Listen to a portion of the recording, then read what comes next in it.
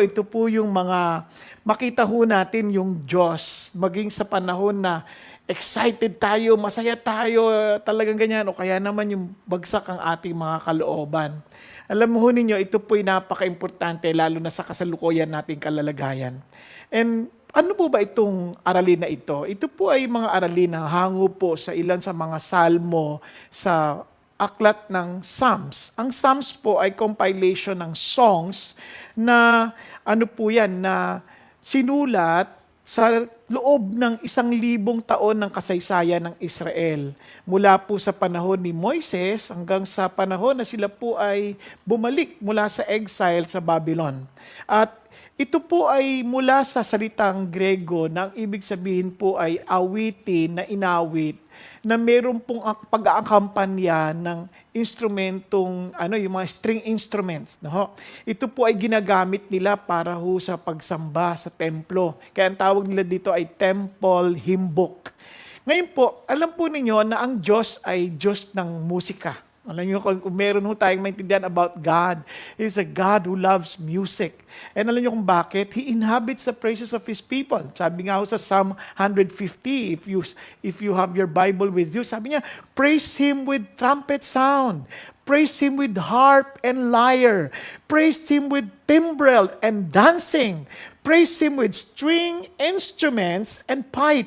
Praise Him with loud cymbals. Praise Him with resounding cymbals. Let everything that has breath praise the Lord. Praise the Lord. Yun po ang mapapansin nyo. Yun ang dahilan kung bakit po when we are filled with the Holy Spirit, we are, one of the characteristics, yung tayo po ay filled with joy, with songs from the heart. Kaya nga ho, pansinin po ninyo, sabi ni Paul, sabi niya, do not get drunk with wine, for that is dissipation, but be filled with the Spirit. And look at the effect. Speaking to one another in psalms and hymns and spiritual songs, singing and making melody with your heart to the Lord. Kasi po, ang Diyos, talagang He loves to hear worship songs, praises song. Kaya ito po ay napaka-importante po sa Panginoon Diyos. Ngayon lang, ito po ang malaking hamon, no? Kasi ito ang problema ho sa maraming tao. Pagka punong-puno na ng problema at punong-puno ng stress, makakakanta ka pa ba? Halimbawa na lang, when we welcome 2020, no? Pumasok po ang taong 2020, ano sumalubong sa atin?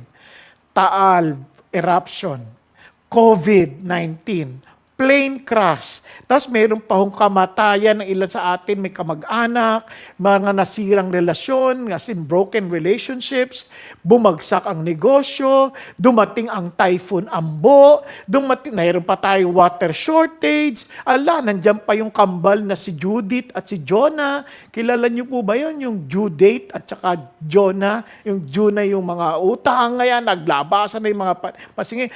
Paano ka pakakanta sa ganitong panahon? But alam niyo, with the Spirit of God, we can sing. With the Spirit of God, we can sing. Kaya nga po, napaka-importante na alam mo na kagad if there is something wrong. Kaya nga, sabi ng Bible, sing a new song unto the Lord.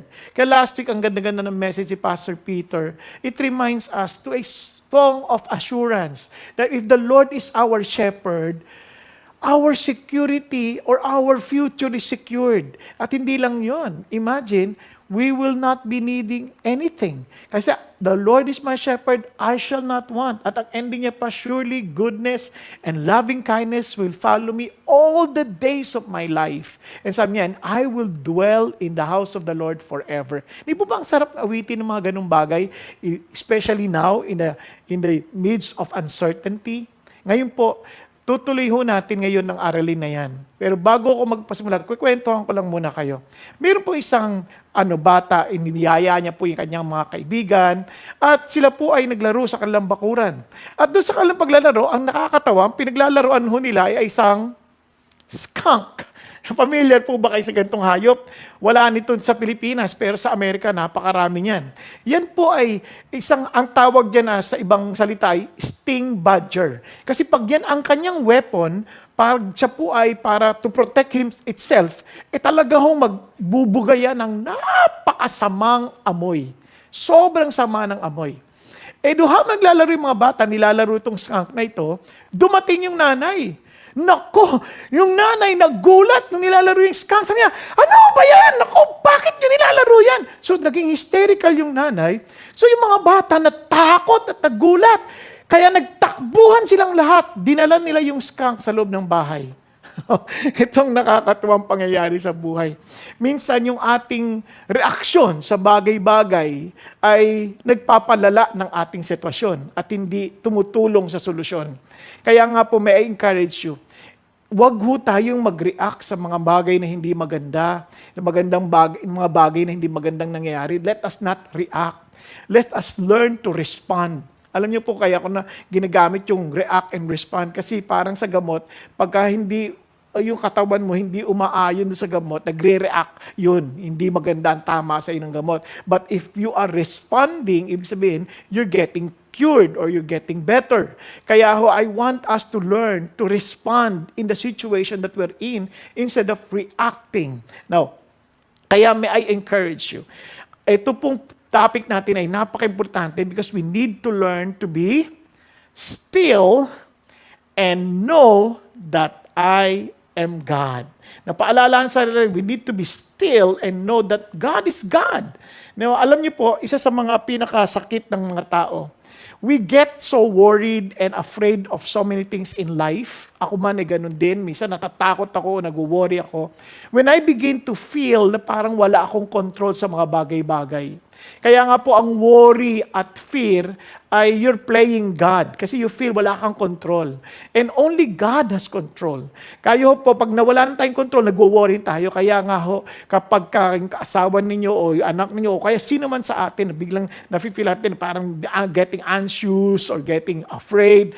Sasabihin mo lang, teka, playing God ka na naman, hindi ka Diyos. Kaya nga ho, tandaan ho natin, ang tao, from the very beginning, pa na nahulog ang tao, we always want to be like God. But we are not. We can never be like God. We are created in the image of God, but we are not created to be equal with God. Kasi po, ang atin po ay dapat sumamba tayo sa Diyos. Kaya nga, napaka-importante, itong kanta na to, itong Be Still and Know That I Am God, is from the song Psalm 46. Sa simula pa lang nakalagay dito, for the choir director. So this song was written, ibinibigay ito sa choir director kasi siyempre, hindi ito basta binigay kung kanino lang, basta sa choir director to make sure na makakanta to ng tama at kakantahin to ba sa Panginoon Diyos. So obviously, you have to give your best. Now look at this. A psalm of the sons of Korah.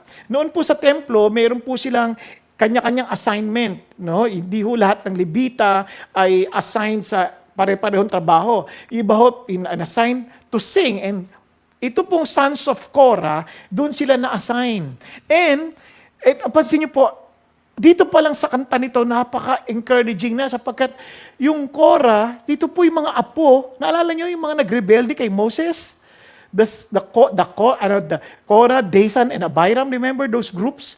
Yan. Pero look at God. God is always giving people second chances to remind them na ang Diyos natin ay mapagpatawad at nagbibigay ng panibagong pagkakataon. Kaya nga, meron tayong katiyakan na we can be still, we can be relaxed. Kasi ang ating Diyos ay, yun ang ating kasama. And look at this. A set to Alamoth, a song. Yung Alamoth po, ibig sabihin high pitch. Kaya nga ang isip nila, this song is for the virgin, for the young virgins, yung mga soprano type. O kaya naman sa ibang ibang author, sabi nila, o ibang scholar, sabi nila, this has something to do with the instrument na napakataas nung pinakatono. But nonetheless, mamaya maintindihan ninyo once we understand the whole context of the story and you will appreciate itong Alamoth na ito, bakit itong song na ito was given to Alamoth. Now, a song. Now, look at this. Now, hindi ko muna babasahin sa inyo lahat ng awitin, but I'll just show you something. No, napaka-importante. Itong awitin na to, for us to understand Psalm, ito po ay napupalooban ng mga lines. No? Meron pong tinatawag na colon, then line, then yung pong ganyan. Tapos, ganyan, may section yan. Kumbaga sa prose, meron tinatawag na paragraph. Sa kanila naman, sa Psalm ay strophe. Now, listen to this. Ito po ay, mapapansin nyo, may tatlong bahagi para madali natin makita, para maintindihan natin mamaya konti. Mapitang papansin niyo, meron pong sela. Yan. Unang bahagi, tapos sa kanta ulit, panibago ulit ng sa linya, meron namang sela. Di ba? Sela. Ngayon, meron na naman sa bandang huli, sela ulit. Okay? So, nahati siya sa tatlong bahagi just to show us paano po natin to babalangkasin at paano natin to iintindihin. So, yung word na sela, ano bang ibig sabihin niyang sela na yan? Now, para hindi kayo mahirapan, yung word na sela, ibig sabihin ay rest or pause. Now, para sa atin sa Tagalog, madali-dali rin maalala, sala. Pag nagsasala, pahinga, di ba? Sala, ganyan. Kaya, sela. Ngayon, bakit importante yan? Kasi nga, alam nyo, kasi mataas ang tinig niya. Ibig sabihin, ecstatic song yan. Mataas eh. Di ba? Nakakarinig na kayong kantang mga matataas, yung mga dati kasi yung panahon namin, yung medyo, siyempre, kamakailan lang naman yun, yung mga kantang uso yung mga bumibirit. Mga ganyan. Di ba? Ibig sabihin talaga, wow, ando na yung pinaka-intensity ng song. Yan. Upon this rock. Mga ganyan, di ba? Yung mga kantang ganyan. Kaya matindi. Ngayon, mayroong rest yan. May rest. Hindi yan patinding intensity. Kailangan ng rest. Kasi yun yung time to pause and think, to meditate, to ponder, and to understand. Teka muna, why will I be singing this? Kaya importante ho yun. Now, look at this. Yun din yung part na you have to be still. Ayan. Now, itong pinaka-verse na ito yung ating pong ating pong pinagkuhanan ng pamagat. Sabi nga, cease striving. Yung word na yan is be still. Look at this. And know that I am God. I will be exalted among the nations. I will be exalted in the earth. The Lord of hosts is with us. The God of Jacob is our stronghold. Selah. Now, yung pong word cease striving, as I've said, ito po ay be still. Kaya be still. Anong ibig sabihin ng be still? Tulad na sinabi natin, cease striving. Ang kulit, ano? Pero anyway, be rested, to let go and let God. Ibig sabihin, huwag mo ipilit. May mga bagay na hindi natin kasakop ng ating control, but we have to let go and let God. Then sabi niya, stop fighting. Parang huwag mo na awayin ng Diyos. You better surrender. You submit to God's ways. Huwag mong pilitin yung gusto mo. You have to submit to the ways of God. You have to surrender because He will be exalted. Ito pong be still, hindi ito yung puntong magpakatamad ka na. Yan, tamad ka na. Hindi ganon. You can be still in the midst of the storms. You can be still in the midst of war. Bakit? Because you believe that there is someone who is higher, who is in control. Now, naalala ko po tuloy, there was a farmer who was looking for someone to help him do sa kanyang trabaho.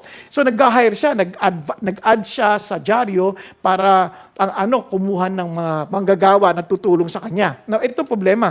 Walang gusto. Kasi yung kanyang farm, malapit sa Atlantic, malapit sa karagatan, pag binagyo talagang ang hirap alagaan.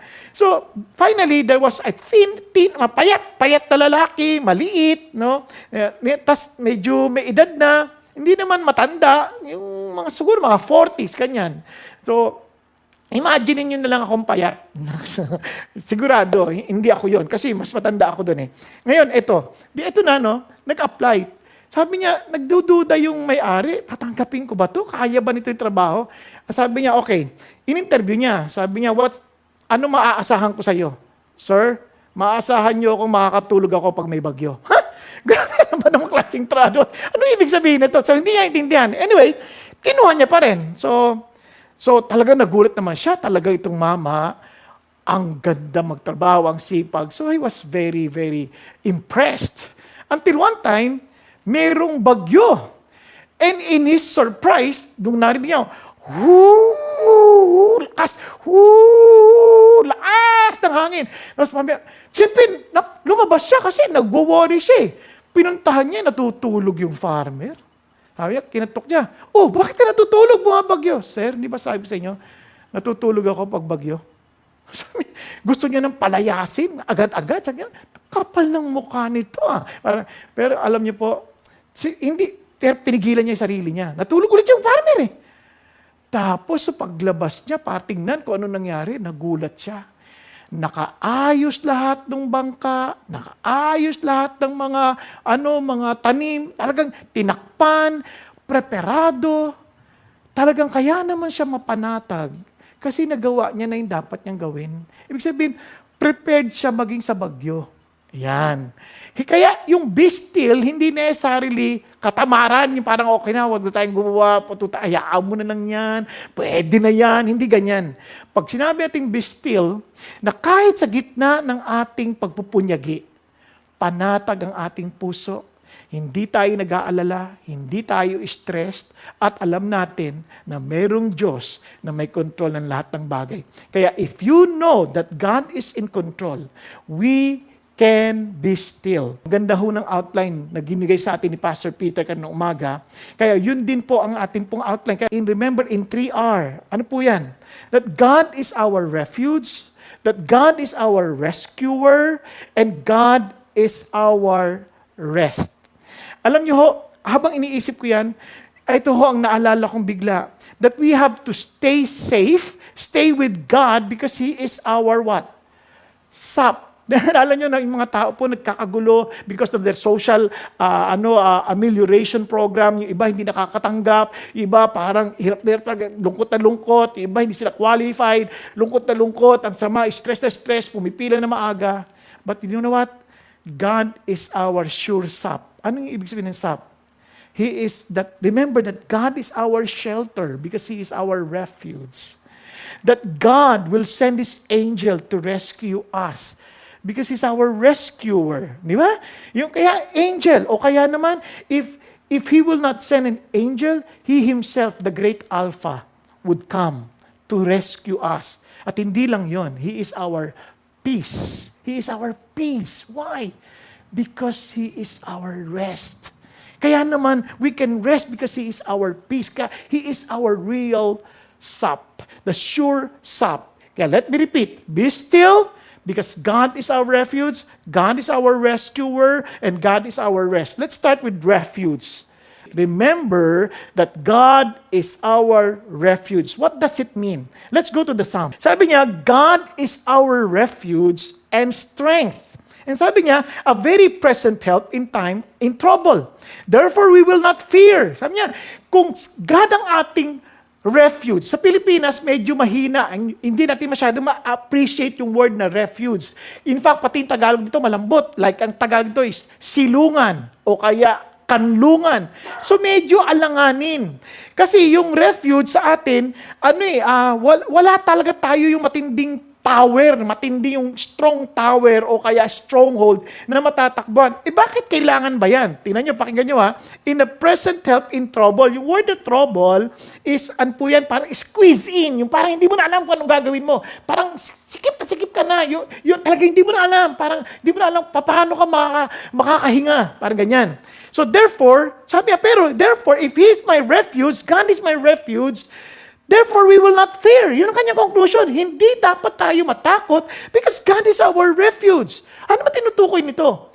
Dito pa lang sa unang bahagi, mapapansin niyo may mga words na though the earth should change, and though the mountains leap into the heart of the sea, parang napipicture mo na kagad, kahit ano pa mangyari sa mundo na to. Yan, napipicture mo na kagad. Tapos sabi niya gano'n, kahit yung bundok talagang maanod na sa dagat. Ganyan. So sabi niya, though its waters roar and foam, kung dagat biglang talagang lalaki, parang nai-imagine mo na kagad yung tsunami. Then though the mountains quake, naintindihan mo na kagad na may earthquake or may volcanic eruption, at its swelling pride, wow, rest. Sabi niya gano'n. We will not fear. Now listen, sa natural calamities, wala tayong control dyan. Kaya mo pigilan yan? Kaya nga ang tawag dyan, acts of God or acts of nature. Hindi mo kayang pigilan yan. Now listen to this. Kahit hindi mo kayang pigilan yan, kung meron kang matatakbuhang silungan or refuge, wow, panatag ka. Pero kung sakali, imagine mo ito yung bagyo.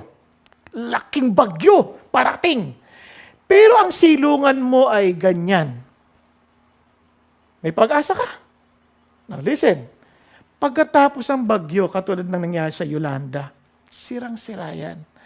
But imagine, sa Israel at sa kasaysayan nila, meron sila naintindihan kaya nga ang city ng Israel merong wall. At ang kanilang mga muog, bato talaga. Kaya nga, imagine a stronghold like this. Kahit anong lakas ng bagyo na yan, kaya yan. Kaya niyan. Kaya nga, sabi sa Proverbs, sabi niya, the name of the Lord is a strong tower. Tingnan nyo ha, the righteous run to it and are safe. Friends, when we say that our God is our refuge, pag may bagyo, may kalamidad beyond our control, itong assurance natin, may tatakbuhan tayo. Kaya nga the righteous run to it. Kaya alam nyo, if God is our refuge, may matindi kang problema, hindi mo kontrolado, wow, saan ka tumatakbo? Sinong silungan mo? Di ba? Kaya nga sabi ng Bible, tinan nyo ang liwaliwanag, sabi niya, my soul wait in silence for God only, for my hope is where? From Him. He only is what? My rock. Yan ang, and my salvation, my stronghold. Yun yung my refuge. Sabi niya, I shall not be shaken. Hindi ako mayayanig. Bakit? Tibay ng tinatakbuhan ko. Oh God, my salvation and my glory rest. The rock of my strength, my refuge is in God. Ano ito malungkot na realidad? Minsan ng mga Christians, ang refuge nila, hindi Diyos eh. Ang refuge nila, minsan yung kanilang kayamanan, yung kanilang kakayanan, yung kanilang talino. Lahat yun mabuti, pero it's not enough. There is only one where we can run to. Minsan pagka may problema tayo, agad-agad text tayo sa kaibigan, text tayo pero last nating tatawagan ang Diyos. Agad-agad nag-iisip na tayo ng solusyon, but last nating pupuntahan ng Diyos. Because we easily forget who is our real refuge? Sino talagang ating silungan? Sino ating kanlungan? Now look at this. Kaya trust in Him at all times. Kaya when we say, God is my refuge, we trust in the Lord at all times. Hindi lang sa good times. But at all times. Look at this. Oh people, pour out your heart before Him. That's how you show your trust. You pour out your heart before Him. Sana yung binubuhos ang ating puso. If we're broken-hearted, kanina natin binubuhos ang ating puso. Kanina natin ito binubuhos. Kasi sabi ng Panginoon, when you sing to God, God is my refuge, you are reminding yourself, Lord, I run to you, I trust in you, I pour out my heart in you. And sabi niya, God is a refuge for us. Naalala ko po, 2 weeks before my board exam, I was broken-hearted. Pero yung mag-i-exam ka na lang, broken-hearted ka, paano ka makaka-concentrate? Ang hirap. Kaya nung time na yon, worship po ako sa Diyos. Talagang, ang amazing na, meron pang uso pa nun yung tape pa nun. Hindi nyo alam yung tape no, kasi mga CD o kaya na ngayon, yung mga MP3 na, or yun, tape pa, yung mayroong pinipindot pa yun, may rewind, may ganyan, no? So, nung nandun ako, hindi ako maka-worship, hindi ako makakanta. So, I need help. So, pinlay ko yung tape recorder, yung tape player. So, pinlay kong ganyan. Ang tugtog ganito. Jesus, you're the sweetest name of all. Parang, wow, I love this. Truly, Father God, you're the sweetest name of all. So, sige, teka, ulitin ko, nirewind ko. Meron yun automatic music search to. Nirewind ko, pak! Ibig sabihin nun, pag nirewind mo, magpe-play na agad pagkatapos ng rewind. Aba, ang nag-play ganito. We have come into this place to magnify the Lord and worship Him.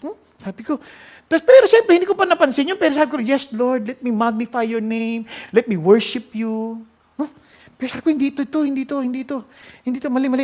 Nirewind ko ulit, tinodo ko na, hindi ko na nilagay na automatic music search. Total, unang kanta naman yun, tinodo ko na. Aba, nag-play. Let's forget about ourselves and magnify the Lord and worship. Sabi ko, hindi yata, sira ata itong, player ko Pero sabi ko, yes Lord, help me to forget about myself. Help me to honor you. Tapos, in-stop ko ulit. Tapos, sabi ko muna, Lord, medyo iba na pakiramdam ko. Kinikilabutan na ako kasi parang nakakabay. So, pinlay, di-rewind ko na naman todo. Tsaka ako pinlay. Ayun na, Jesus, you're the sweetest name of all. So to make the long story short, nakapag-worship na ako, nakalimutan ko na yung pangyayari, natapos ko na lahat, reverse na. Wala yung kantang, let's forget about ourselves and magnify the Lord. Wala yun. Wala yung we have come to this place to worship. Wala yun. Talaga sa kong Panginoon, pinupuri kita. Ang aga-aga kong nagbihis, pumunta na ako sa service, sarado pa pala yung building. Kasi sobra kong parang, Lord, I just want to honor you. And you know what?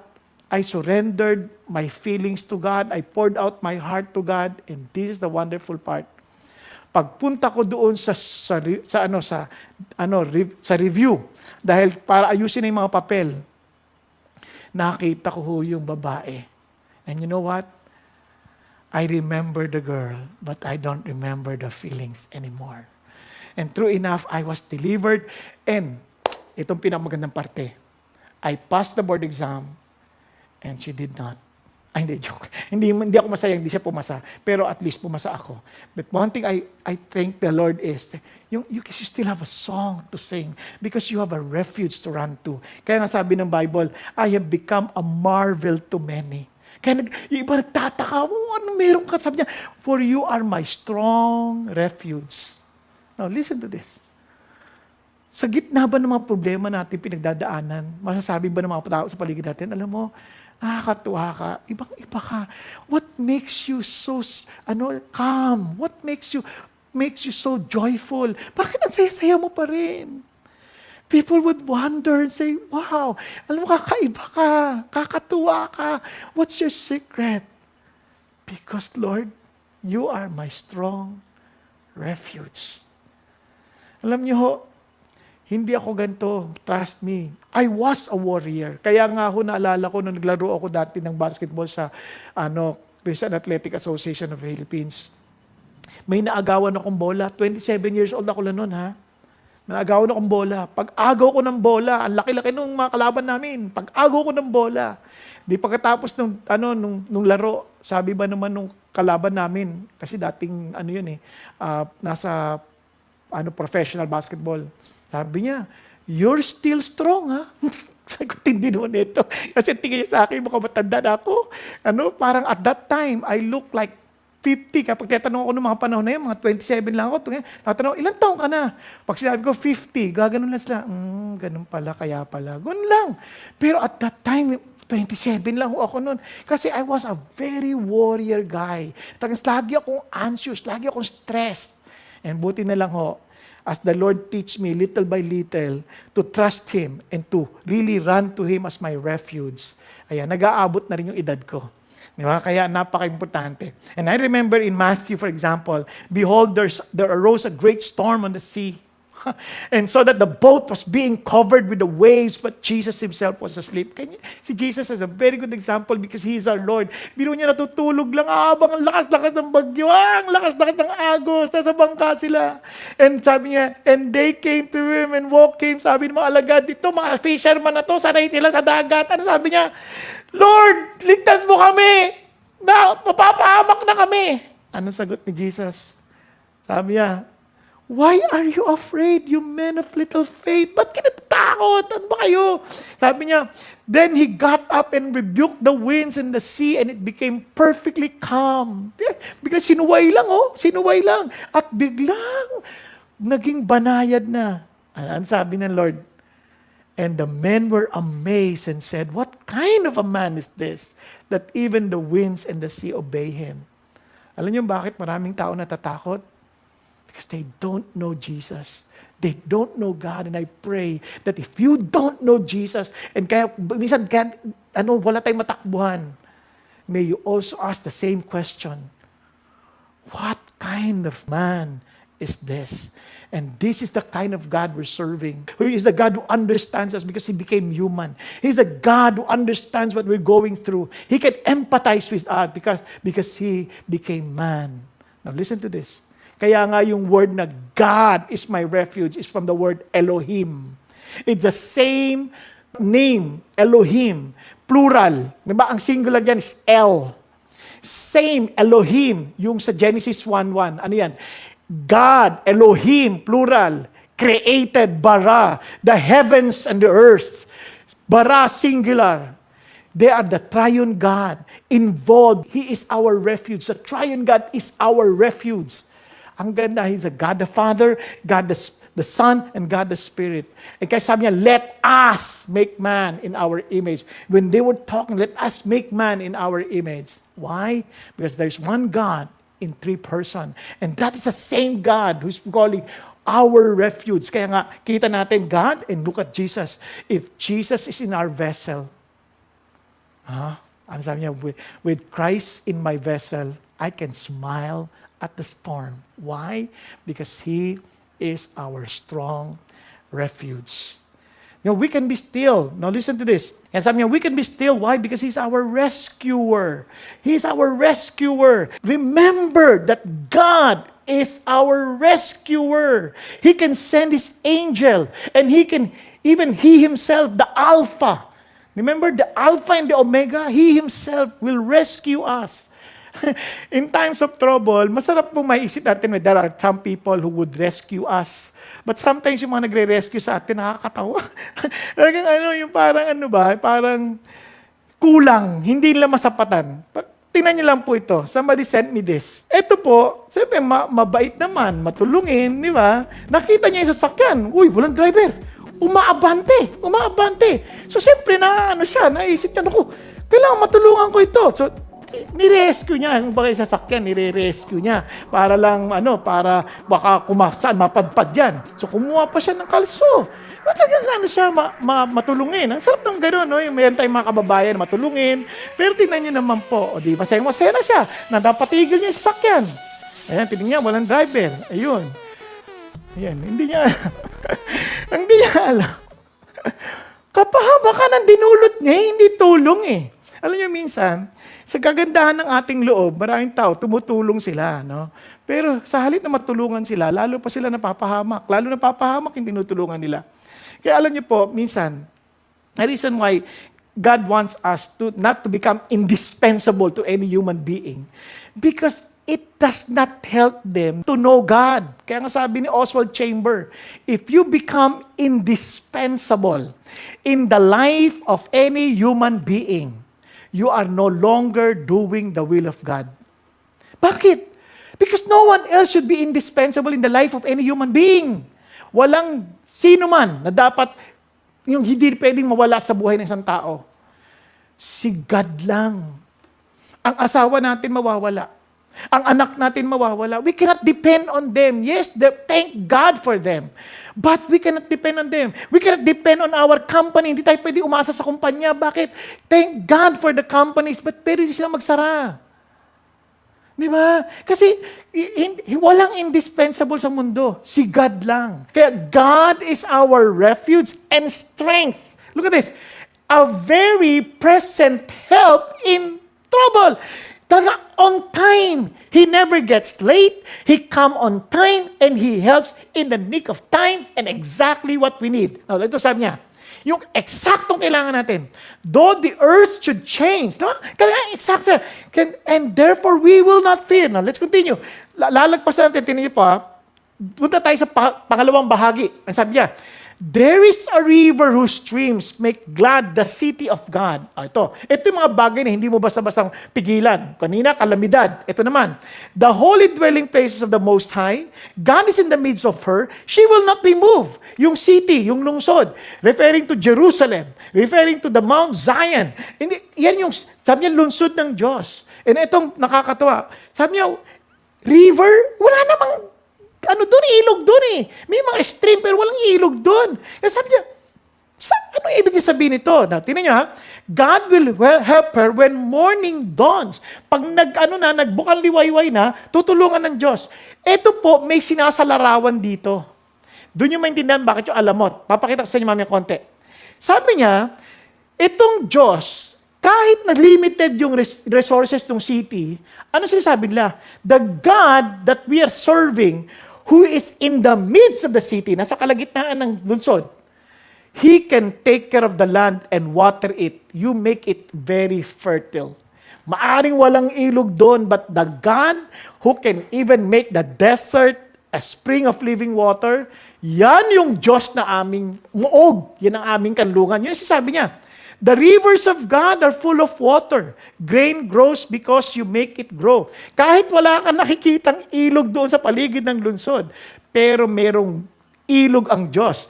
Merong rivers ang Diyos na punong-puno ng tubig. Kaya nga, even sa future, pinakita ng Panginoon kay John, yung sa Revelation, pinahayag niya yan. Ito sabi niya, Then He showed me a river of the water of life. Diba?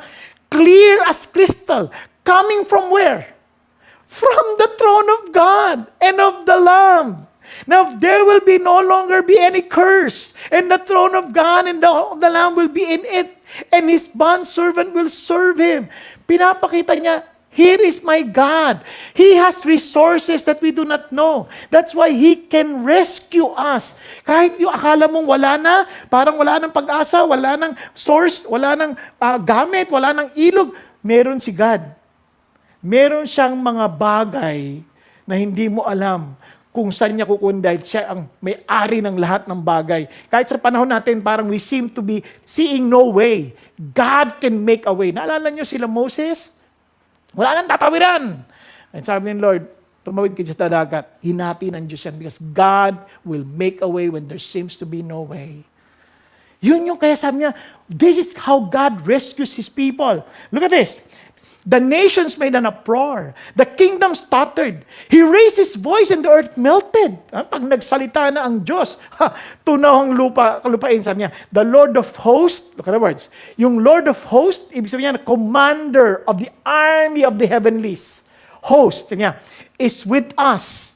Yung mga angelic armies ng Panginoon Diyos. He is the commander-in-chief. And look at the words, and the God of Jacob is our stronghold. Selah, pahinga ulit. Rest.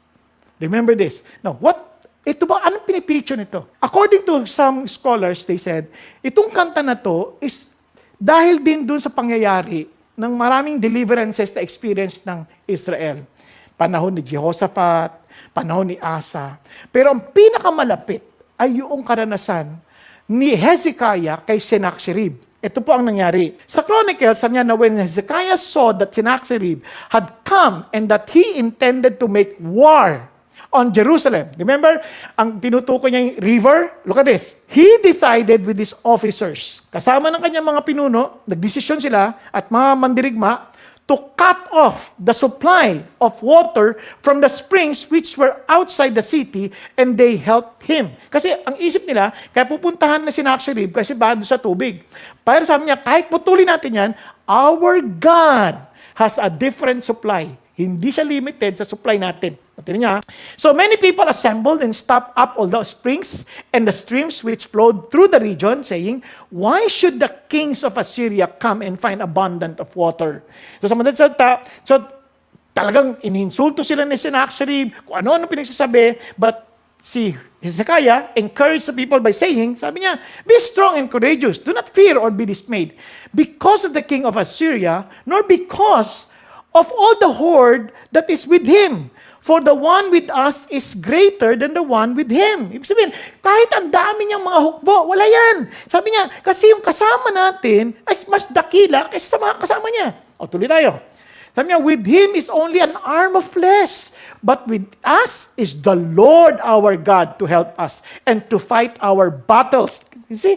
Because He is the refuge, He is the rescuer, God will fight our battles. And the people relied on the words of Hezekiah, king of Judah. Now sabi ni Sennacherib, huwag kang maniwala kanyan, niloloko lang ni Hezekiah, wala siyang magagawa, walang Diyos na makatutulong sa inyo sapagkat sinira na namin lahat ng mga Diyos. Kasi utak ng mga taga-Assyria, yung mga Diyos-Diyosan nila, yung mga bato, nakalimutan nila, yung Diyos ng Israel ang may likha ng langit at lupa.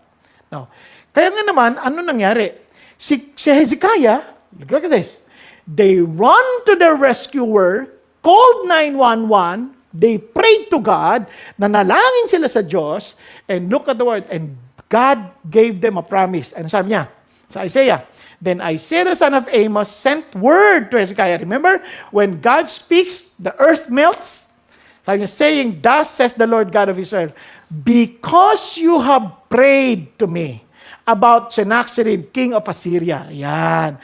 Dahil tumawag ka sa akin, alam nyo, God rescues us, but somehow God is them. Kung ako pinagtitiwalaan mo, ang tanong ko sa'yo, tatawag ka ba sa akin?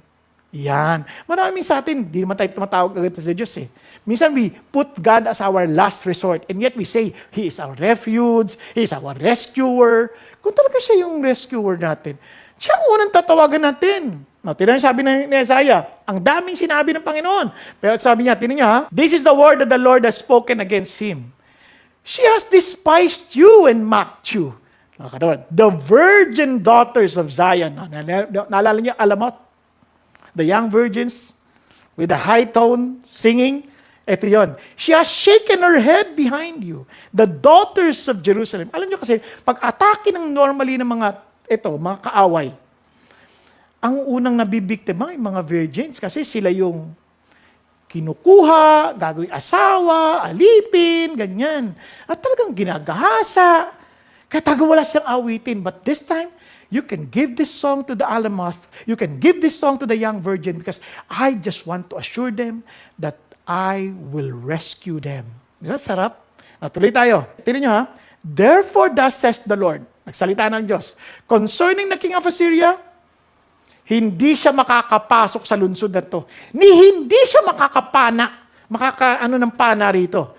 Sabi niya, for I will defend this city to save it for my own sake. Sabi niya, alang-alang sarili ko. Ibig sabihin, that I am in the midst of the city, I will protect the city, nasa gitna ako ng lungsod, paalagaan ko ito, pag-iingatan ko itong lungsod na to. Tinan niyo sabi niya. Then the angel, remember the Lord of hosts? The commander-in-chief of all the angels? Now listen, isang anghel lang ang kailangan mo. The angel of the Lord went out and struck 185,000 in the camp of the Assyrians. And when men arose early in the morning, remember, at the break of dawn, God helps you. Kaya early in the morning, pagbukang liwayway, behold, all of this were dead. Ano sabi ng kanta? God helps you in the break of dawn. Tutulungan, pakikita mo ang tulong ng Diyos pagbukang liwayway. Exactly as he said in this particular passage. Lord, you have been my refuge, a strong tower against the enemy. Yun ang sinasabi ng Diyos. Why? He is our rescuer. Amazing God. Naalala ko po yung kwento ng isang babae na itong babae na po ito talagang may anak po siya, 5 years old. Kwento po ito ni Ashley, yung kanyang anak. At itong batang to 5 years old pa lang siya noon, pero malaki na nung kinikwento niya siyempre. Naalala niya po yung mga pagkakataon na talagang she was struggling. Kasi nakita niya yung nanay niya. Sabi ng doktor, you know what? Hindi ka mabubuhay. Listen to this. Hindi ka mabubuhay kung di namin puputulin yung paa mo.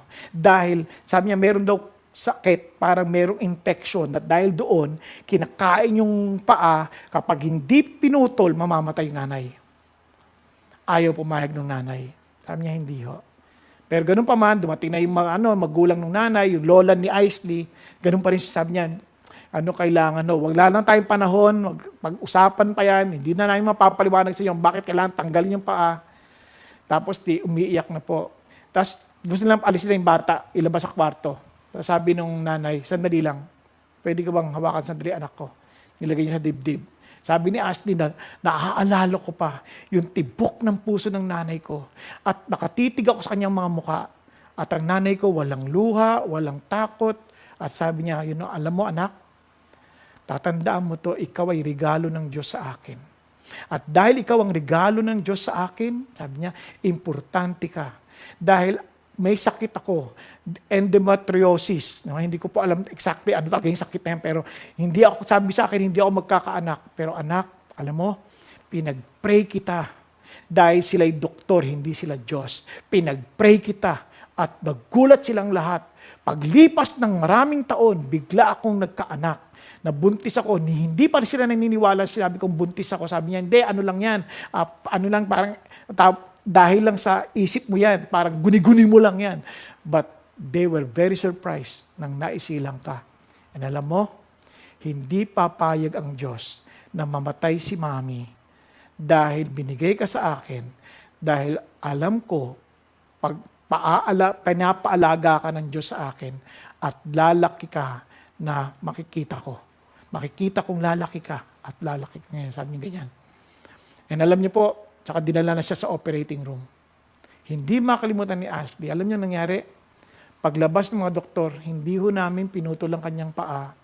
Kinayod lang namin ang kanyang harapang paa dahil ayaw niya po. At alam niyo, paglipas na ilang panahon, nakita ho nila yung papel na sabing ganon, ang sinulat ng nanay niya pala nung araw na yon. Sabi niya, they are not God, they are doctors. Only God can take my life from me. And true enough, nung nabasa nila yon, nilagay nung nanay sa pagitan ng kanyang paa, yung sulatin, at niyakap niya ang kanyang anak. Ang sabi sa kanya, anak, tingnan mo na ang ating Diyos, ang ating tagapagligtas. At nung pagtingin niya sa paa niya, mayroong uka. Just to remind them that our God is our rescuer. Ang pangatlo is we can be still because God is our rest. Sarap, di ba? Remember that God is your rest. He is our peace where we can find rest. Come, behold the works of the Lord, who has wrought desolation in the earth. He makes wars to cease to the end of the earth. He breaks the bow and cuts the spears in two. He burns the chariots with fire. Tingnan niyo po ng mabuti. Kanina, inatake yung city ng Jerusalem, ng katulad ng haring Sennacherib. Hindi mo mapipigilan yan? Hindi mo mapipigilan mga kritisismo laban sa'yo? Hindi mo mapipigilan yung mga atake laban sa'yo? But, you know God is your rescuer. You just focus on God. Ngayon, yan din ang magdudulot sa iyo ng kapahingahan.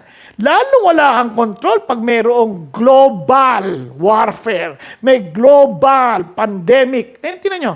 Sabi, He breaks the bow and cuts the spears in two. He burns the chariots with fire. Now, look at the words. The works of the Lord, who has wrought desolation. Pati si God mismo ang gumawa at nagpahintulot ng mga kaguluhan na ito.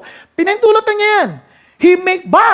He makes wars to cease to the end of the earth. Kahit anong gulo niyan, kaya niyang pigilan niyan. And He breaks the bow and cuts and spears and burns the chariots with fire. Alam niyo ba, ang buong bayan, they're doing everything against God. And look at the words. Why are the nations in an uproar and the peoples devising a vain thing? The kings of the earth take their stand, and the rulers take counsel together against the Lord and against His anointed, saying, I will tell you something, sabi ni God. He who sits in the heavens laughs. Tinawanan lang sila. Sabi niya, the Lord scoffs at them. Then He will speak to them in His anger and terrify them in His fury, saying, but as for me, I have installed my king upon Zion, my holy mountain. And look at the words. I will surely tell of the decree of the Lord. He said to me, sabi niya kay sa kanyang anak, you are my son, today I have begotten you. As of me, I will surely give the nations as your inheritance, and the very ends of the earth as your possession. Alam niyo, the whole world. Seemingly, they're acting against God. Kaya minsan tayo, nagre-react din tayo. Sabi natin, ang labo nila, bakit ganyan na? Naku, nakakatakot na. Parang, they're all working against us. Okay, magalala? God is still God. Tinatawanan nga lang niya yan eh. Sabi niya, you shall break them with a rod of iron. You shall shatter them like earthenware. No, grabe, no? And now, therefore, sabi niya, O kings, show discernment. Take warning, so judges of the earth. Sa halip na kayo'y lumaban, you worship the Lord with reverence and rejoice with trembling. Dapat nga, magtuwa kayo na mayroong panginginig pa, paggalang. Sabi niya, do homage, galang nyo, sambahin nyo yung anak, that he not become angry and you perish in the way, for his wrath may soon be kindled. Ito ang pinakamasarap na pagpapala ng mga sumusunod at gumagalang sa anak. Referring to Jesus. How blessed are all who take refuge, look at the words, refuge in Him. Parang pareho yung tema. At ito sabi niya, kaya nga, cease striving. Suko ka na, huwag ka nang lumaban sa Diyos. Huwag ka nang lumaban. Kasi bakit? And know that I am God. Unawain mo, ako ang Diyos. If you stop striving, if you are still, then you will know who God is. At hindi lang yon. If you know God, for sure, you will cease striving. Para siyang nagbabaliktaran. Sabi niya, I will be exalted among the nations. Even if you try to put me down, sabi niya, I will still be exalted among the nations. I will be exalted in the earth. And minsan tayo mga Christian, may tendency rin tayo, akala natin kaya natin pagtanggol ng Diyos. Hindi, wag mo na subukan pagtanggol ng Diyos. Kaya ng Diyos pagtanggol ang kanyang sarili. Just do what He tells you to do. You just submit to what He tells you to do. Wag ka siyang tulungan. Parang si Sarah, tinulungan niya si God para daw magkaanak na kaagad. Binigay si Hagar, o di ba nagka-problema, patuloy. Wag mong tulungan ng Diyos. You just trust God. Relax. Be still. Submit to His ways. Di ba? And sabi niya, tinan niyo and I will be exalted in the earth. Sabi niya, the Lord of hosts is with us. The God of Jacob is our stronghold. Selah, pahinga na naman. Now, ano sinasabi ng Diyos? I know that I am God. Now, may papakita ko sa Diyos. Sabi niya, that men may know, from the words, kailangan makilala natin ang Diyos. Kaya tayo mapakali, hindi natin kilala si God eh. Kaya natin, mas makapangyarihan tayo sa Diyos, o kaya mas makapangyarihan ang kaaway ng Diyos, o kaya ang demonyo, mas makapangyarihan sa Diyos. Hindi totoo yan. Ang Diyos, ang pinakamakapangyarihan, walang makapananaig sa Kanya. Kaya sabi nga no? That they may know that from the rising to the setting of the sun, that there is no one besides me. Wala. I am the Lord. Grabe, no? And there is no other. The one forming light and creating darkness, causing well-being and creating calamity. Can you imagine? Pati si Satanas, he cannot do anything. Magpapaalam yan to bring calamity. Pero kung hindi papayagan ng Diyos, wala siyang magagawa. But when God tells him, gawin mo, yan, creating calamity, si God pa rin yun. Bakit? Papayagan niya lang. O sige, gawin mo. Katulad ginawa niya kay Job. Kaya sabi niya, I am the Lord who does all this. O, di ba? Si God lahat ang may kagawa. Ibig sabihin, I am in control. Ganda rin, sinabi sa Daniel, sabi niya, all the inhabitants of the earth are accounted as nothing. Lahat ng naninirahan sa mundo. Wala yan. Sabi niya, but He does according to His will. In other words, wala silang control sa Diyos. Kasi gagawin ng Diyos kung anong kalooban niya. In the host of heaven, di ba? And among the inhabitants of the earth, no one can ward off His hand. Hindi mo pwedeng ganyan nilang kamay ng Diyos. Sabi niya, pag gagawin ng Diyos, gagawin niya yon. Hindi mo siya pwedeng pigilan. And say to Him, what have you done? Hindi mo pwedeng questionin ng Diyos, ano ginawa mo? Now, itong amazing sa atin mga Christians. Do you think akala natin ang problema para lang sa masasama o para lang sa mga hindi Christians? Hindi ho. Lahat po yan, even us. God allows things. Ang pinagkaiba lang, pag inalaw ng Diyos para sa atin, ikabubuti natin yon because we love God. Pero kung hindi ka kabahagi sa pamilya ng Diyos, naku, hindi mo maintindihan kung ano yung mabuti at masama. Malilito ka. Bakit? Kasi wala kang assurance ng goodness ng Diyos. So listen to this. Kaya nga sa Hebrew, sabi ng Panginoon, for those whom the Lord loves, look at what, He disciplined. He scourges. Yung same scourging ng Panginoon sa Kristo. Every son whom He receives. Pag tinuring kang anak at alam ko ikaw ay anak ng Diyos, nako, didisiplinahin ka niya. Hindi pinaparusahan, tinetraining. Sabi niya, for they disciplined us for a short time as seemed best to them. Remember the earthly fathers, earthly parents, dinidisiplina tayo. Yung akala nilang mabuti sa atin. Pero si God, He disciplines us for what? Our good. So that we may share His holiness. Amazing God. Tandaan niyo to, walang bagay na inalaw ng Diyos na hindi ikabubuti ng Kanyang mga anak na nagmamahal sa Kanya at lumalakad ayon sa Kanyang kalooban. Nililinis tayo ng Diyos. Sinasanctify niya tayo. Bakit? Para tayo maging ganap, yung image ni Jesus Christ maging ganap sa atin. That the holiness of Jesus makita sa atin, ma-perfect sa atin. Amazing si God. Kaya doon ka nagiging rested. Na pag may nangyaring parang seemingly hindi maganda sa iyong pananaw, hindi maganda sa iyong kaisipan, pero isang bagay lang makatitiyak ka.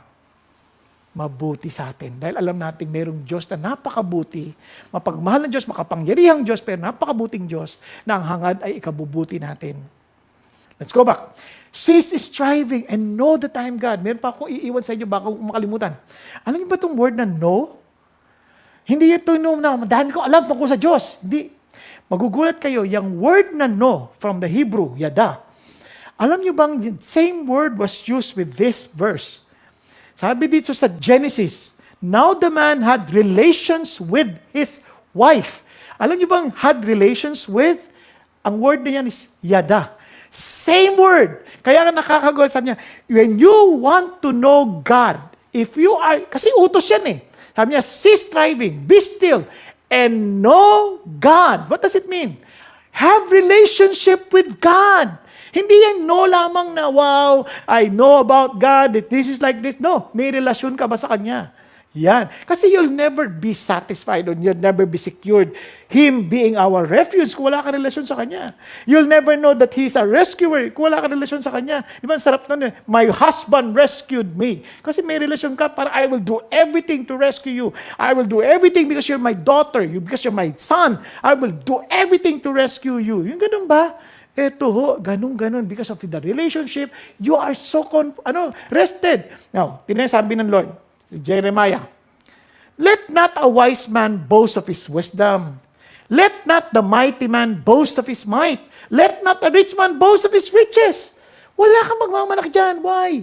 But let him who boast of this, that he understands, and yada me, knows me, related with me, that I am the Lord who exercises loving kindness, justice, righteousness on earth, for I delight in these things, declares the Lord. Ang tanong, do you know your God? Do you know the Lord? Command ho yan eh. Look at that. Cease striving and know that I am God. Have relationship with God. Because remember this, huwag mo ipilit yung gusto mo. These people, they were fighting God. And sabi niya, tigil mo na yan, you surrender to me, because I will be exalted among the nations. I will be exalted in the earth. Huwag natin isipin na parang tayo ang Mesaya ng mundo. Parang pagka ang isip mo ikaw ang tagapagligtas, Mesayad ka, hindi Mesaya yun. Now listen, ito napaka-importante tatandaan natin. Instrumento lang tayo ng Diyos. No, hindi tayo, alam niyo, nakita ko na to, anything can be taken away from us in a snap. Anything. Wala kang pagmamalaki. Talino, mag-Alzheimer ka lang, wala ka na. Pag-isipan niyo. Yaman, magbumagsak lang yung stocks, tapos ka na. Magsara lang yung bangko, tapos ka na. Masunog yung wala, tapos ka na. Magsara pa yung insurance, wala na. O anong yaman mo? Wala. Wala tayong pagmamalaki. Si Job, he lost everything, including his children, in a snap, in a day. Kaya wala tayong pagmamalaki. Kaya nga, let us boast instead that we know God. No matter what happens, thank you, Lord. You are my refuge, you are my rescuer, and you are my peace. You are my rest. Kaya ho, nasabi niyo, Father Bo, may problema ako eh. Ano? Dami kong pagkakamali sa Diyos. Baka sawa na siya sa akin. Huwag ko kayong mag-alala. Alam niyo bakit? Because our God is a merciful God. Tinasabi niya, the God of Jacob. Sa lahat naman ng pangalan, ba't hindi man God of Abraham, at least a faithful friend? Ba't hindi man God of David? Di ba, a man after God's own heart? Bakit hindi naman God of Daniel? Di ba? No, talagang he set his mind not to compromise. Bakit naman Jacob? Sa lahat naman. Ba't naman Jacob? Meaning pa lang ng pangalan, Jacob, hindi man lang Israel ang ginamit. Bakit naman Jacob? Alam mo, ibig sabihin Jacob, manloloko. Ba't naman? Parang hindi nahihiya si God na magpakilala siya, ako ang Diyos ng manloloko na yan. Isipin niyo mabuti. And sabi ng Lord, is our stronghold Selah. Bakit yun? Alam niyo si Jacob, lahat ng naging problema sa buhay sa una, problema kagagawan niya rin. Niloko niya kapatid niya, kaya tuloy, muntik siyang patayin. Kaya nagtakbo siya doon kay Laban. Pagdating kay Laban, pinagluloko naman siya ni Laban. Kawawan Jacob. Alam niyo nakakagulat. Nung alam niya, lapit na siya sa Diyos, iligtas mo ako, kailangan ko nang bumalik sa lupain, pero Lord, tulungan mo ako. Takot na takot siya kay Esau. Kasi baka patayin siya ni Esau. Lalo na laman niya na may 400 nakasama si Esau na sasalubong sa kanya. And you know what? Isang gabi, nung hindi niya na alam, pakalin, balisang-balisa na siya. Wala siyang pupuntahan. And here's the faithful God, our refuge. Siya mismo ang nagpakita kay Jacob at nakipagbuno kay Jacob. Hindi si Jacob, si God ang nakipagbuno sa kanya. And sabi niya ganun, sa kanilang pagbubuno, sabi niya, Lord, hindi kita pakakawalan kasi mo pinagpapala. Lord, alam mo ginawa ng Lord, okay, pagpapalain kita. Pero anong pangalan mo? Bakit naman pangalan ang tinanong? Di ba? Bakit pa? Alam nyo, pag pangalan, halimbawa, ikaw ay Tigyawatin, ang pangalan mo ay Tigyawat. Di ba? Ang hirap naman. Anong pangalan mo? Tigyawat po. Hindi mo masabi kasi totoo eh. Kung hindi mo masabi totoo, okay lang. Kaya totoo. Eto, anong pangalan mo? Bigla, totoo manloloko siya. Biglang, ibig sabihin, kailangan mo nang harapin kung sino ka. Jacob po. At yun, sabi niya, mula ngayon, hindi ka na tatawagin Jacob, tatawagin ka ng Israel. For you have striven with God and with men and have prevailed. Wow!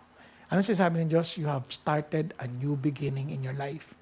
No longer as a deceiver, no longer as a schemer, but this time, you are Israel, the Prince of God. Bakit ito sinasabi ng Diyos sa atin yan? Because our God is a merciful God, He gives everyone a second chance. In fact, many second chances. Kaya wala ho tayong, totoo lang, part ng ating bagyo, hindi lang yung global, part ng ating bagyo, yung ating kahinaan. But when that comes to us, sinong ating muog o kanlungang tatakbuhan? Takbo ulit kay God. Takbo ulit kay God. And you know what? I will just tell you something. You will never have the peace of God until you have your peace with God. Kaya nga ito ho yung ating panahon. Sabi niya, heed the sound of my cry for help, my King and my God.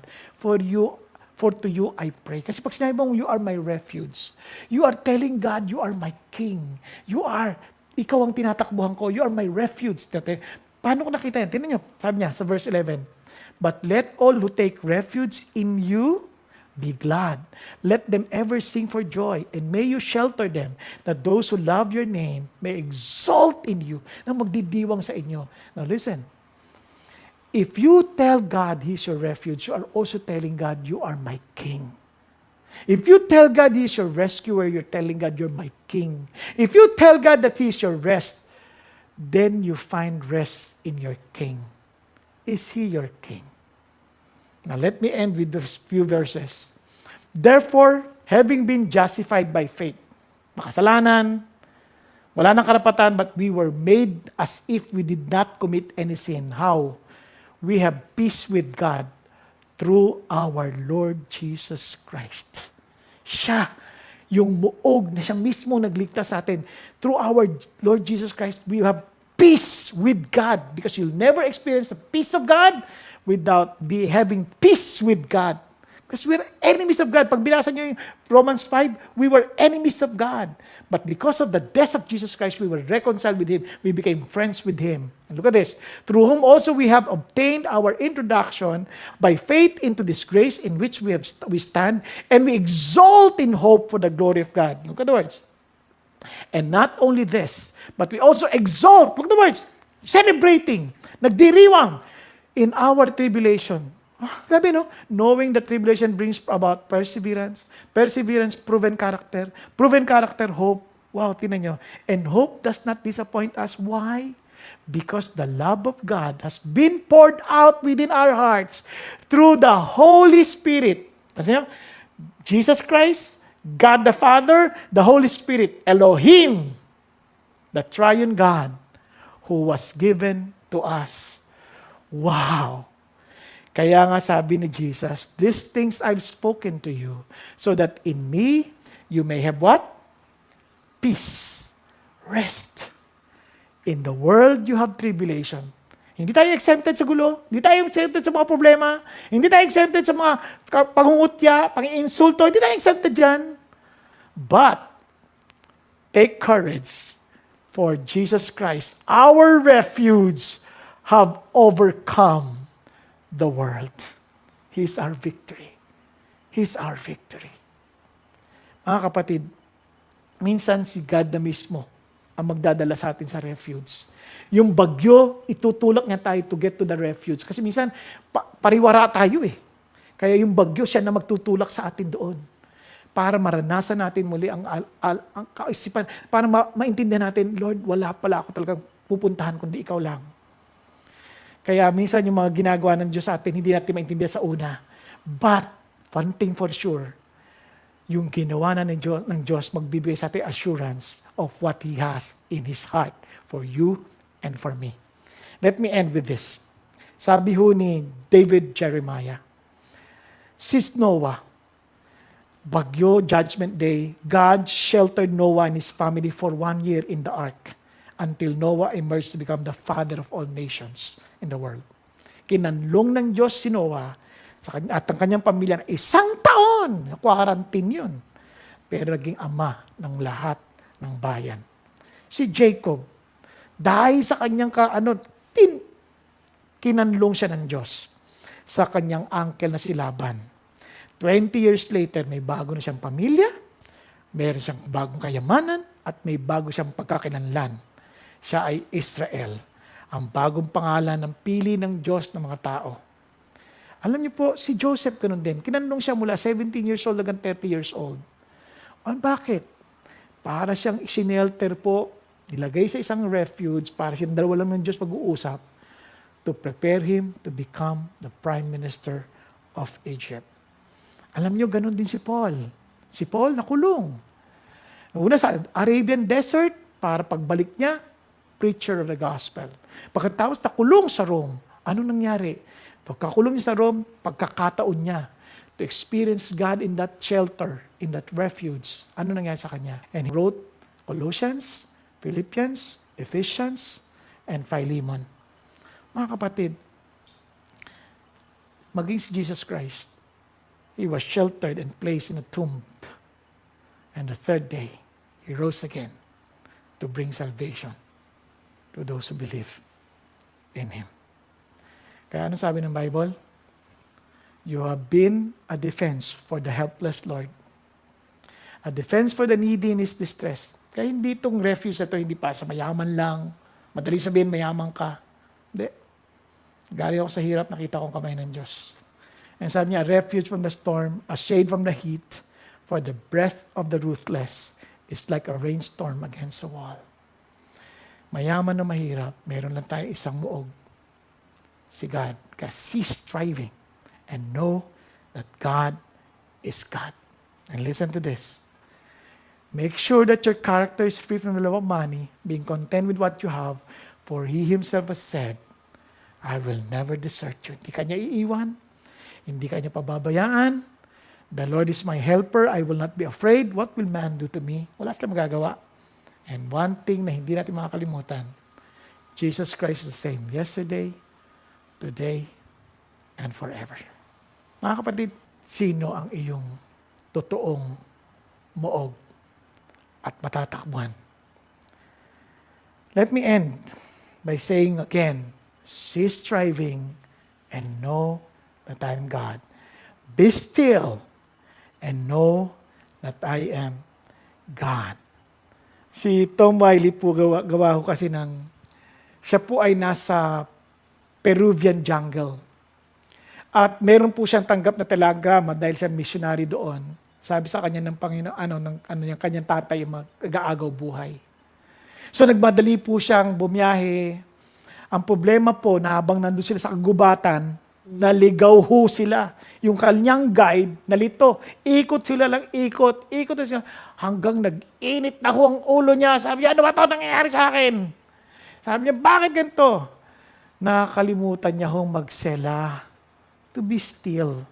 Nakakalimutan niya, teka muna, may Diyos ako. Takbo siya. He remembered that his God is his refuge. He remembered that his God is his rescuer. He remembered that he can find peace in God. And true enough, while he was praying, he sensed a peace that surpasses all understanding. Talagang binabalutan para siyang niyayakap. Unknowingly, meron pang dalawang babae nagpe-pray para sa kanya dahil inaantay nga pa niyang pagdating.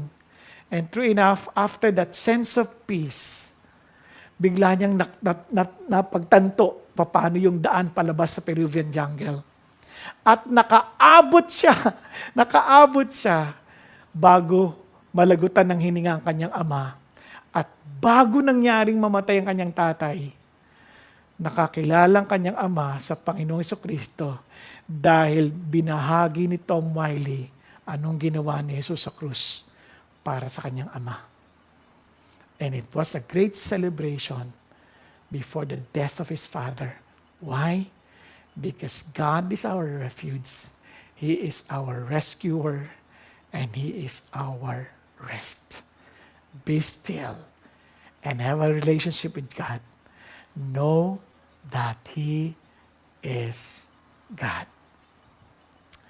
Tayo pong lahat ay yumuko sandali at pumikit. Mga kapatid, hindi ko alam kung anong pinagdadaanan mo. Pero sa pagdadaanan mo, anumang dilim, kung may problema man, hinahabol ka man ni Judith o ni Jonah, o kayo naman ay paaring na wala ka ng trabaho, na dami mo iniisip, may anak ka, ano na gagawin mo? Ang tanong lang ito, sino ba talagang hari ng buhay mo? Siya ba yung kanta sa puso mo nagsasabing, God, you are my refuge and my strength, my very present help?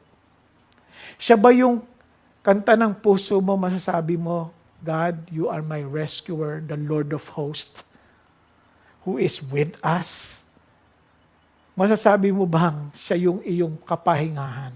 Na kahit ano pang pinagdaanan mo na nakaraan, siya yung pahinga. That you have to cease striving and know that He is your God and He is the God of Jacob, your stronghold, your very stronghold. Siya ba ang iyong Panginoon? And remember this, when you say He is your God, He is your refuge, He is your rescuer, and He is your rest, you're also saying, you are my King. Ang tanong, nagpapasakop ka ba sa Kanya? Talaga bang inaamin mo na kailangan mo ng hari? Masabi mo, pagharian mo ko, Panginoon Diyos. Na talagang masasabi mo, I seek first His kingdom and His righteousness. Kung kaya, I don't need to worry about anything because all these things shall be added unto me. Because He is my King. He'll provide for His people. He's not just a king, He's a good king, a powerful king. Nothing is impossible with Him. And He cares for His people so much that He was willing to die on the cross to save His people from their sins. Kapatid, siya ba ang hari mo? Kung hindi pa siya ang hari ng buhay mo, bakit hindi ka lumapit sa Kanya? Alam mo sabi ni Jesus, halika, kayo mga nabibigatan, napapagod, kayo mga nabibigatang lupa, halika, lumapit kayo sa akin at bibigyan ko kayo ng kapahingahan. Ano sabi niya? Napakaganda paalala niya. Matuto ka sa akin dahil ako'y mahinahon at mapagpakumbaba. Kunin mo ang aking pamato bilang ako. Ikaw ang magiging magpapastol.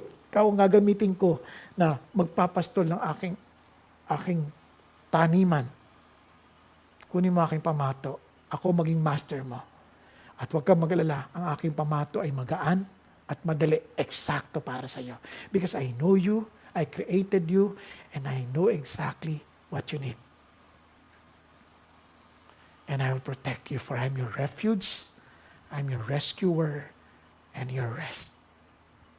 Kapatid, halika, lumapit ka. Tanggapin mo ang imbitasyon ni Kristo.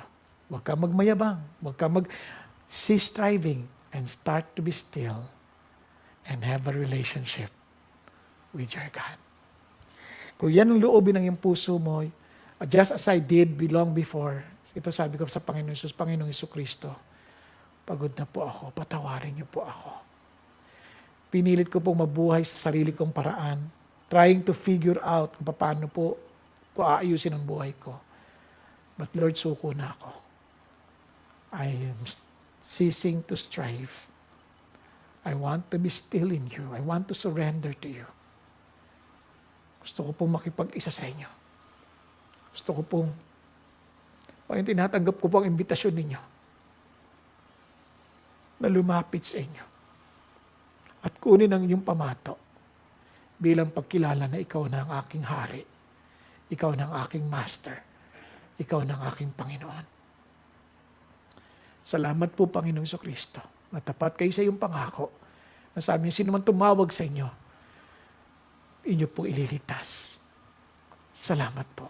Kaya Panginoong Jesus, salamat na namatay kayo sa krus ng Kalbaryo para sa aking kasalanan at salamat muli kayo na buhay. At dahil dito, lahat ng sinabi mo, tinatanggap ko dahil alam kong totoo ka. Dahil ikaw ang katotohanan, ikaw ang buhay, at ikaw ang tanging daan tungo sa Ama. Maraming salamat po aming Panginoon. At ngayon naman dinadalahin ko po, Panginoon, ang bawat isang narito, bawat isang mga nakikinig aming Ama. Iba-iba ang aming mga hamon sa buhay. Ito man ay natural na kalamidad. Ito man, Panginoon Diyos, ay mga pangungutya, mga atake ng ibang tao na hindi namin kontrolado. O kaya naman ang pandaigdigang epekto, pandaigdigang, Panginoon, consequence ng kasalanan. Salamat po, Panginoon Diyos. Hindi namin kontrolado, pero kayo na siyang aming refuge, na siyang aming silungan, na siyang aming kanlungan, na siyang aming Panginoon Diyos, tagapagligtas, rescuer, na sa aming kapahingan at kapayapaan. Salamat. Salamat na marirelax kami, mapapanatag ang aming loob, at ito'y pagkakataon namin, lalo namin kayong makilala. Lalong lumalim ang aming ugnayan sa inyo. Lalong maunawaan namin, kayo nga ang aming Panginoon at ang aming buhay. Salamat po, pagpalain yung mga tao sa pangalan ni Kristo Jesus. Amen at amen. Ngayon mga kapatid, bago po tayo maghiwa-hiwalay, gusto ko lamang pong iwan sa inyo ang ilang mga katanungan na pwede nyo pong pag-usapan bilang magkakasama dyan sa pamilya ninyo, mga kasama nyo sa bahay, o marami sa inyong maliit na grupo. Ito po yung mga tanong.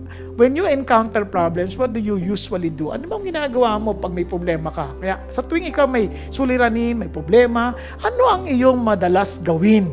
Yan. Oh, ito naman, what makes you restless? Well, ano ang madalas na nagpapagulo ng iyong isip? Ano nagbibigay sa iyo ng mga alalahanin? Yan. Pag-usapan po ninyo. At marahil ito makakatulong sa inyo. Bakit importanteng makilala natin ang Diyos? No? Bakit mahalaga yon? At siyempre, anong pangako ang maiaangkin natin na pwede nating angkinin ayon sa awit 46 na siyang inaral natin kanina. So sana po ay itong aralin na ito ay makatulong sa inyo. At kung sakali naman gusto niyo po na ma-contact, na makakausap, magpe-pray kasama ninyo, at gusto niyo po na magkaroon kayo ng na makaka-fellowship, na lalo niyo makilala si Jesus o makilala si God na nagligtas sa atin. Now listen to this. Pwede niyo i-click sa baba. Hanap na po, diyan po lang yan. At i-click niyo po, kapag gusto niyo ng prayer, i-click niyo rin po. Just communicate with us and connect with us, and I'm telling you, we are one brothers in Christ, and we are all very much willing to extend a hand